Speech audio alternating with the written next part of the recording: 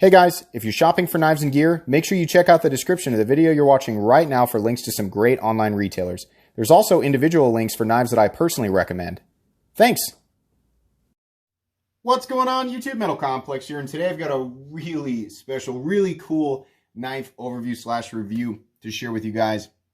This is the Brian Nadeau Evo Typhoon. This is not a new model. This is something that has been around for just a little bit. A knife that I have really been, initially when I saw it, I was like, that's a really good looking design. And then there were so many other things that were on my mind, and I didn't know a lot about the person behind this or the knife itself. I watched a few videos and then I kind of moved on. And, here recently, of course, have been much more involved on Instagram, and I've been meeting people and talking with people. And, by chance, actually, it was because of Eugene Kwan had the day of actually the release of the new, essentially the 2020 variant of this.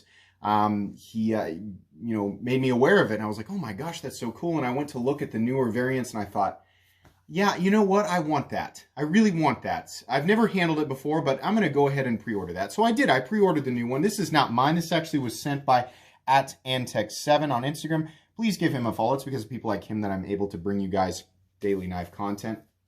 It's also because of my generous patrons. Thanks so much for supporting me right now. If you'd like to get your hands on some cool stickers and other stuff, there is, of course, a link down in the description. Your support would mean the world to me. But anyways, I picked it up, and so it's going to be about 3 months. Well, it's about 2.5 months now until mine comes in. And I was just like, man, I'd really like to handle that. I just spent a bunch of money on this thing. I have no idea what it handles like. But everybody says such good things about this knife, right? And a wonderful person on Instagram, actually, of course, @Antech7. Through another person, I was able to get in touch with him. He actually had one of these, and I said, could I please look at that? I'd very much like to get my hands on that because the newer designs are very much the same, except for some changes in, some blade shapes and some inlay options, things like that. And he said, sure, and he sent this guy. And I've been playing with this now for a little bit, and I am very excited to bring my thoughts to you. So this is the Brian Nadeau, the same Brian Nadeau from the Knife Nuts podcast. If you guys don't listen to the Knife Nuts podcast, you should. It's great. I've had a lot of fun. Actually, that when I was on the road a lot more and having to drive long distances to other towns to speak with clients, that podcast really made those trips a lot easier. So thank you very much to the Knife Nuts podcast for providing lots and lots of entertainment. And yeah, check them out. All right, so let's go ahead and get some size comparisons here. Up against the Ontario Rat Model 1. Scoot this guy down here just a tad. The Rat 1's coming in at 8.6 inches overall. We'll do the measurements here in a sec. The Spyderco PM2.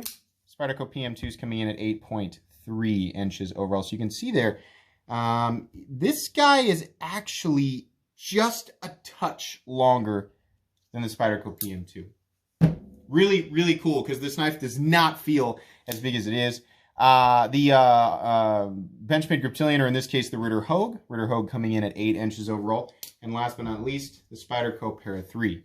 Spyderco Para 3 is coming in at 7.25 inches overall. Let's go ahead and do the actual measurement on this guy. It's kind of doing things backwards today. Overall length on the Evo Typhoon, it's coming in at just shy of 8.5 inches. It looks to be about, well, the way you guys are seeing it, the view is kind of domed, so the measurement always looks a little longer. It looks to be about 8.3, perhaps almost exactly the same length as the PM2. And then the blade length is coming in at, oh my gosh, 3.75 inches. Cutting edge is coming in just shy of 3.5, maybe 3.35, maybe 3.4, something like that. Very odd. It just doesn't feel that big, but it is. It's a big knife that comes in a nice compact package and just really throws off my senses. The foundation for my senses, actually, that's been created by so many other knives in this preferable range. And I think subconsciously it's adding another layer of draw to it. It's really very odd. All right. So we've got that out of the way. How's the action of this guy? This knife is built by Riot. I love Riot knives. Now, if you don't like to buy knives that are manufactured in China, that's fine. Riot stands above many Chinese manufacturers, and actually above many super high-end Chinese manufacturers. It's not super common that I will make a purchase for myself out, on a knife that is manufactured outside of the United States. I don't have necessarily a problem reviewing stuff like that. Me personally, I tend to buy knives, that are manufactured in the U.S. But Riot, after handling so many Riot knives, their quality is just, there's no compromise. They just nail it on the fit and finish front, and everything just works. And so I'm always happy to pay for a Riot knife if it's a design that speaks to me aesthetically. And this one is no exception. The actual action in the pivot is quite smooth. Now, I've talked about this before. I like my ultra completely and totally fall shut knives. It's always fun. But I've come to prefer knives that are smooth but controlled on the way down, and this is exactly that.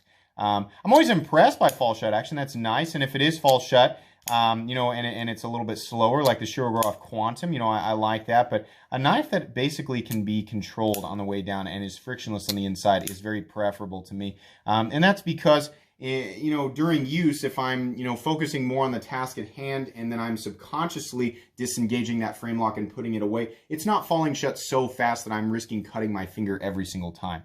This knife simply disengages and closes with extreme ease, and I'm very happy with that. The detent strength is perfect. The relationship between the flipper tab and blade is excellent. Some people like this flipper tab and some people don't. I find it to be certainly obtrusive. I mean, there's definitely a big pointy spot sticking out there, but the corners of these it's not sharp. It's nicely chamfered down all the way around. You can see that. And that, oh my gosh, where you lay your finger, it's not quite light switch, it's not quite push button. It's just it's shaped exactly the way that the tip of your index finger is shaped, and you simply pull down on it and fire it. This is one of those knives that you cannot fail. It doesn't matter if you're flipping straight up and you're using your thumb, or you're using, another odd finger. Let's see if I can do it with this third finger here. Yeah, it's just... it's just gonna deploy, and I like that. This does not have a detent ball. I've seen the inside of this. It's like, I don't know if we're gonna be able to see this. Where's that godforsaken flashlight? There it is. I don't know if we're gonna be able to see this really, but you see that little, it's like a little spot up there. It's just like a nub. That's the best way I can explain it. It's just a nub sticking out of the titanium that allows the blade to click back into place. Click, and then snap. Perfect. Had I not known that, I would have just assumed it's just a, correctly positioned and well-made, detent ball and hole setup. That's what it's very, very similar to that, but it just is crispy. I don't know what the advantage, truthfully, I don't know what the advantage to that is over the detent ball, whether we're talking about steel ball or ceramic ball. I don't know. What I know is that it locks up securely. It, when in the closed position, it's secure. There's no detent lash or wiggle, which is something that really bothers me on some other folding knife designs. It's solid. It's snappy. It works. I'm happy with it. I think it's interesting that it's different. That's about as far as it goes with me. Let's go ahead and talk about, I'll tell you what, let's do the hardware check, right? Because you can adjust this. Get out my handy-dandy WIA bit selector and WIA magnetic driver, 2 items that are very inexpensive and very recommendable. You can find them down in the bottom of my description. The pivot, I believe, is T8, and I think, if I remember correctly, I feel like everything is T8. Give that a go right there. Yeah, T8 on the pivot, and here's the pocket clip screw that I believe goes through to the other side. That is T8, and even the lock bar insert screw is T8. Sorry, I bumped the camera there. You can see there's no hardware showing on the other side, and that's because, the construction of this is very simple. A lot of the integrity comes from what is not a backspacer. It's really just a meeting of the two parts of titanium on the back here, and that's really nice. It's just a screw that goes all the way through the other side, but there's enough there holding it together that it really doesn't need much more than that. I am actually gonna applaud this thing for just being incredibly minimal on, the effort that it takes to take this apart if you wanted to is just almost nothing. I mean, the only thing simpler than this is an integral where you don't take the frame apart. Yeah. Huge fan of this. I've always said that my standard is all T8 and no more than 2 body screws on each side. just blows that away. There's just one head for the adjustment, right? And it's as far as I understand, it's not a free spinning pivot. Maybe it is, I don't know. But I've adjusted this and it adjusted no problem. And then one screw back here. Easy, easy, easy, easy. That's perfect. Wonderful, beautiful. I really like that. That's great. All right, carry profile. Thickness up against the Spyderco Para 3. You can see there, these are contoured titanium scales. It is a little bit thicker, but as I always say, I don't mind a little bit of excess thickness if you get some meaningful contouring with it, because contouring makes the knife feel a lot more comfortable and a lot more organic in hand. And I will take that every single time. It's going to be too thick for some people, but it's certainly not overly thick or anything that I would warn people against. How about height up against the Spyderco PM2 and Para 3, two knives that have unquestionably awkward carry profiles that nobody ever complains about. The body of this knife is just beautiful. It is shorter than the PM2, despite being the same length as the knife, I'm sorry, the same length overall as the PM2, and definitely a longer blade. And it is just a little bit longer than the Para 3. The height comes from the combination of that, the tip of that flipper tab and the absolute height of, I guess, this portion right here. Even still, where are we at here? Yeah, even looking on top of this at maximum height, it doesn't cap out any higher than either of these knives. And like I said, nobody ever complains about these. So if you don't like big obtrusive flipper tabs, this might not be for you. It's also a full-size knife, definitely. Let's go ahead and get a thickness measurement on the blade stock. Blade stock is coming in at 157 thousandths, so somewhere between 155 and 160 thousandths. Boy, is that right? It really, it just doesn't seem like it's that thick. Let's put the, just give you a visual here of the blade stock thickness up against the Spyderco PM2. It definitely is thicker than that. Now on the inside of the titanium, we just flip this guy out here real quick. You can see that it's not milled, right? So again, consider all that. Let's go ahead and weigh it. Weight on the Evo Typhoon. This is the large one, by the way. There is a micro or smaller one. 4.59 ounces. Okay, guys, so I have a, right here, I've got a knife that comes in about the same size. So definitely a little bit thicker, but it's also unmilled titanium, right? Very similar in terms of, you know, the thickness on the blade stock. That's my Hinder XM18. That's full titanium. This is a little bit bigger knife for sure. But what's amazing to me is that this thing comes in at over 6 ounces. And this guy, I mean, it's visually a smaller knife, but an ounce and a half less.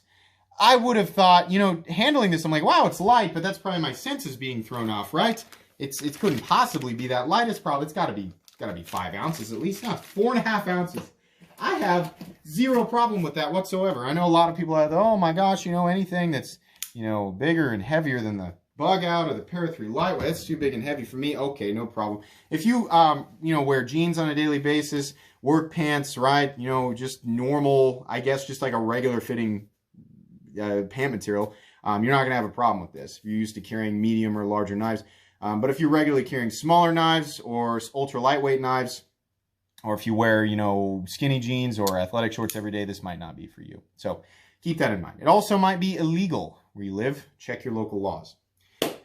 You cannot get this knife right now. This exact version of it was from a release that was, oh God, was it a year and a half ago, something like that? And they just recently took pre-orders for the new ones.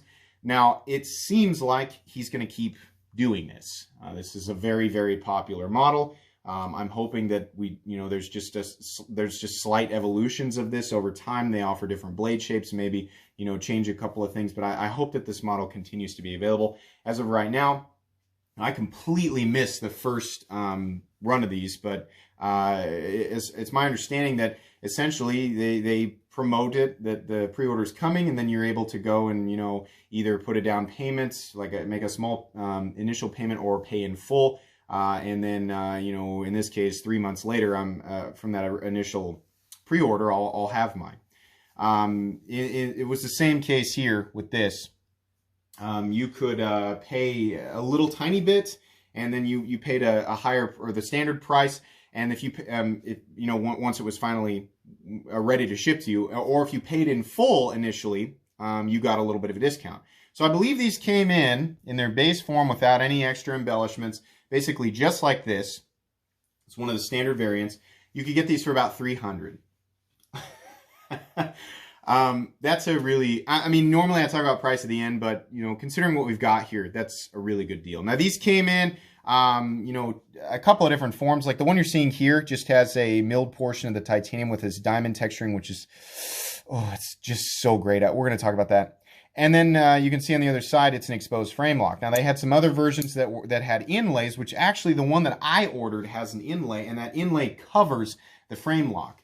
If you like an exposed frame lock, great. I love the fact that they offered these with, you know, the inlays or the overlays covering the frame lock, because to me, that is a superior design to an exposed frame lock. I've kind of come around to that idea here lately. You don't necessarily have to agree with me. I just like that when I'm flipping the knife, I don't have to be careful about where I put my fingers, whether or not they're adding pressure to the titanium frame lock. I can just put them wherever because they're resting on that overlay.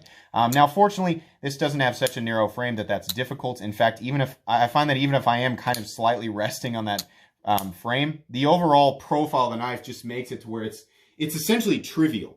The knife's going to flip. The thing was designed to flip really well, and it does that. So I just don't have a problem with that. They had you know, a couple of different blade shapes. This is a drop point blade. They had a tanto, like an American tanto. They had a Japanese tanto, and possibly one more. I can't remember. They came in this satin setup, and then perhaps there was DLC. I don't know. There were some different ones there. I'm bored of satin. I'm bored of the plain satin. It looks nice. You know, this machine satin certainly looks nice.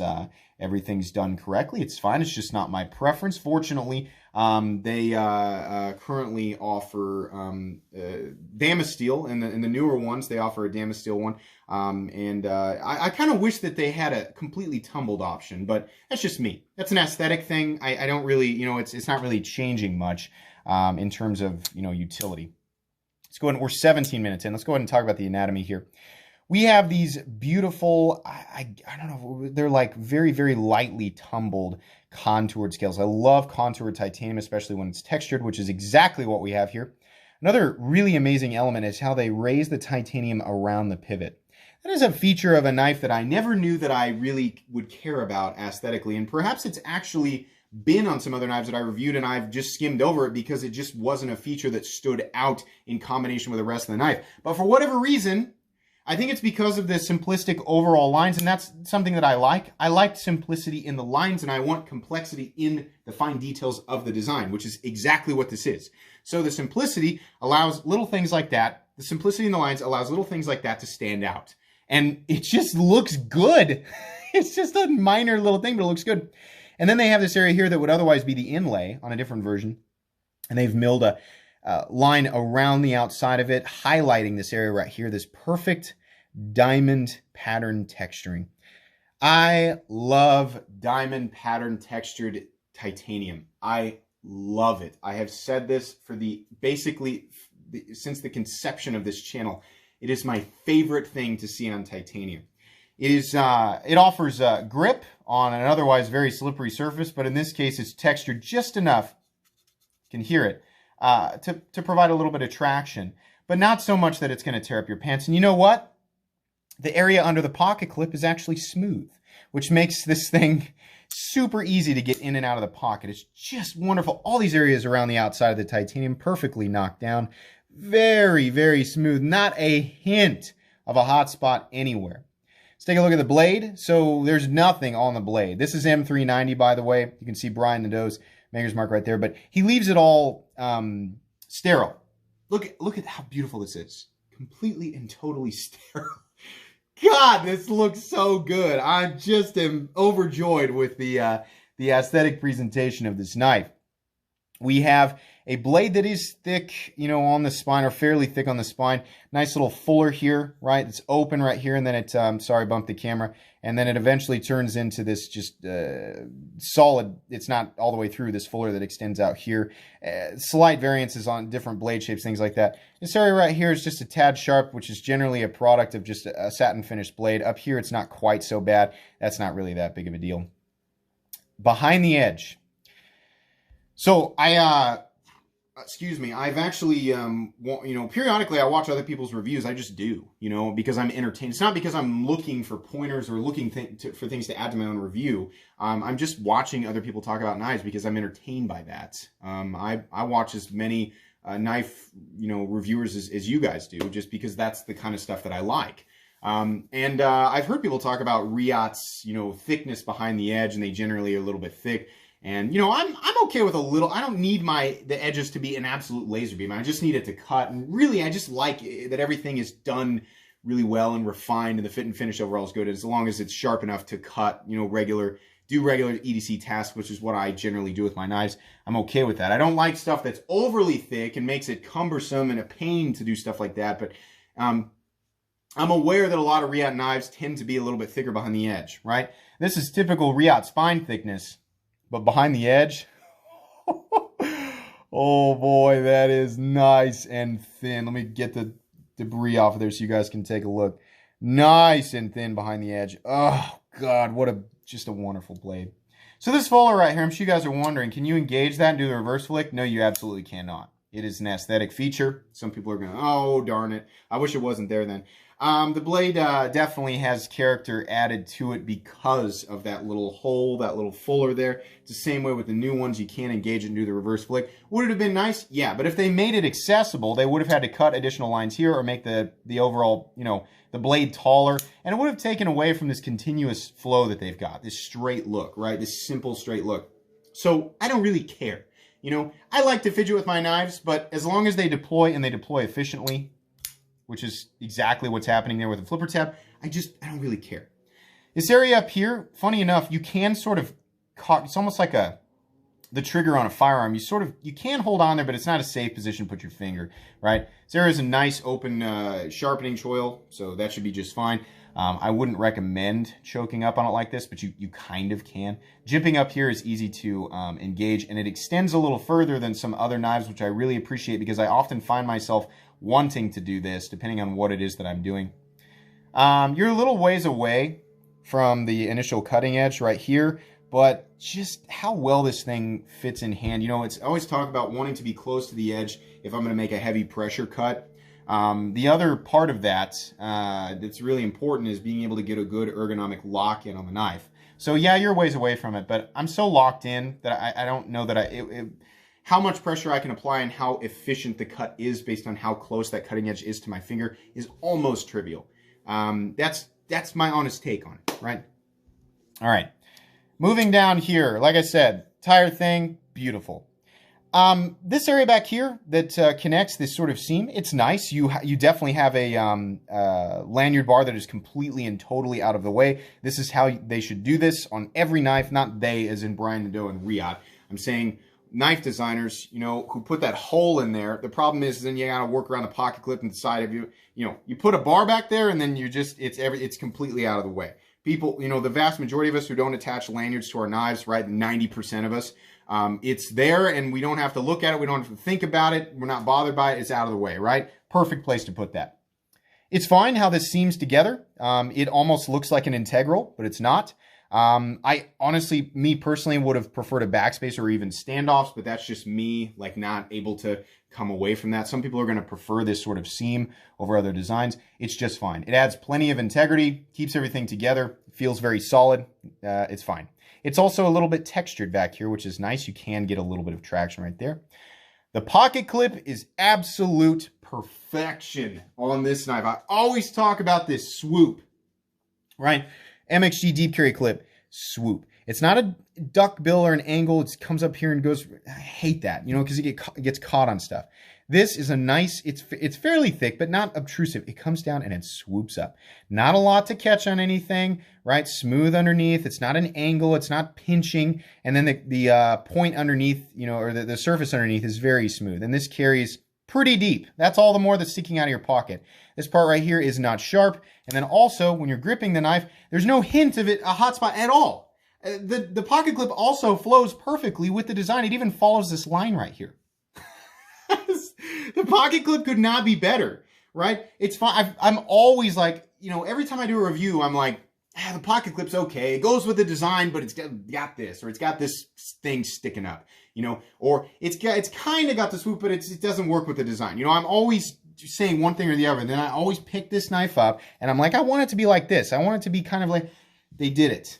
They did it. Obviously, it's not shaped the same, but they managed to, Brian Nadeau, managed to design this perfectly.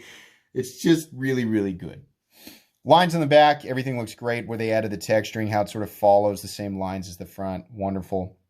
Love how the hardware looks, absolutely. And that 6-shooter barrel hardware. There is a steel lock bar insert that doubles as the over travel stop, so that's wonderful. The blade is perfectly centered. You can see right, sorry, the camera's not focusing. Is it going to focus? Kind of. No. You can see anyways, the tip is right on that line. Wonderful. No blade play up, down, left, or right. It is 100% solid. We have nice shouldering around that stop pin there. Just wonderful. What can I nitpick here? What can I complain about? Yeah, it'd be nice to do the reverse flick. Sure, not that big of a deal. Flipper tab's a little intrusive. That's going to bother some people. It doesn't really bother me that much. It's a satin finished blade, so it's a little sharp up here. I guess I would have liked standoffs or backspacer. Again, not that big of a deal. The biggest problem with this knife is you can't get it right now. It's not something that's consistently available. You got to be ready. You got to be following them on Instagram. You got to be, you know, and it's long periods of time between drops and things like that. Maybe that'll, you know, change. Maybe there'll be a, you know, they'll do another micro one, or it's not the only knife that he does either.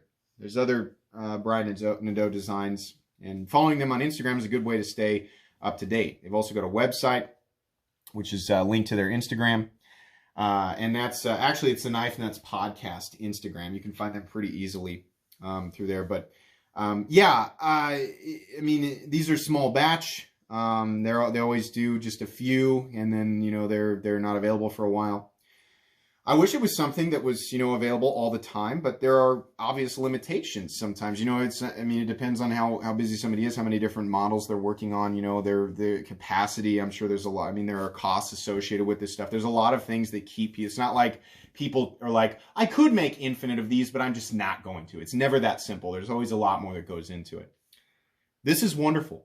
This is 100% one of the greatest folding knives that has ever come across my table. Do I think $300 is a fair price for this? Yeah.